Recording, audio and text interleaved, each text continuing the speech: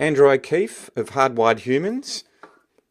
You talk about emotions before reasoning as one of our hardwired instincts. Let me just read from the book here. You mention in your book about imprinting. Please explain the Tonga moment.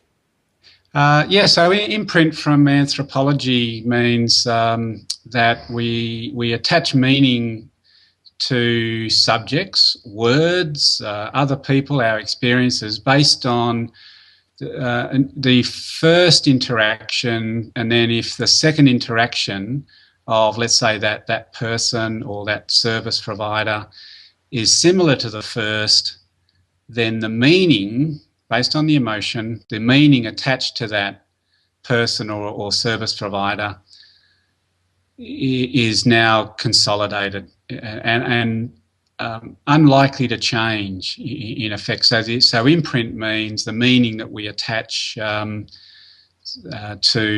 words and experiences, and meaning is through the emotion associated. So that's the concept of imprint. And really, in terms of personal branding and experiences, it says, on the similar point of the emotion that we cause, what meaning do we want attached to us? Oh yeah, so the Tonga moment, I was educating my teenage niece and nephew about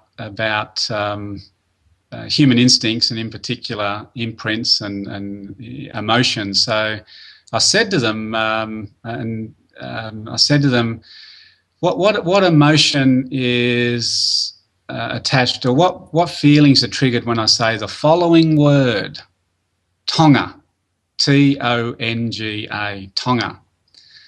Now, this couple, my niece and nephew, happen to be American, live in Milwaukee, and they're with a third friend, I should say, so non-family friend. And when I said Tonga, and the point is there's no meaning associated with those 5 letters put in that particular order. In fact, for many viewers of this video, they might not know, as the friend in this setting in Milwaukee didn't know the Pacific island of Tonga. But it was not so much a random guess, because I knew that David and Heather would most likely associate positive feelings with that string of letters.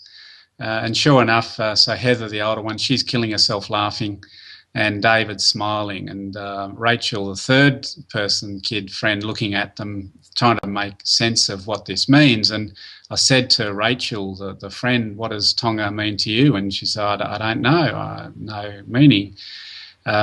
Said to Heather, what does Tonga mean to you? And she said, yeah, I remember. So several years ago, when we were a bit younger, we were out in Australia having holidays, and it was Christmas Eve, and we wanted to open our Christmas presents, but Grandma, my mother, their grandmother, said, no, our tradition is that we open presents on Christmas Day. There'll be no presents Christmas Eve. And these younger kids were a bit disappointed about that, 9 and 6 at the time. And I looked at my watch and I said, hold on, it is Christmas Day somewhere in the world. It's Christmas Day in Tonga, which is one of the early countries with time difference that would see Christmas in 3 hours time difference from Brisbane in Australia, where we were. And so Heather's remembering that positive feeling. David, who was 6 at the time, said, I don't remember a Christmas present thing, but I do remember having Tonga ice cream that Christmas with chocolate biscuits stuck in ice cream as palm trees. And so he carried that forward as his memory. And the point of imprint, as in terms of raising this as a story, says that they've attached those feelings associated with that concept or word or place based on the emotions they had those years before, and that memory continues. And whereas the example being Rachel, who had no idea, had no meaning associated with Tonga, although of course she does now after that brief interaction with her friends, seeing their positive response to that place.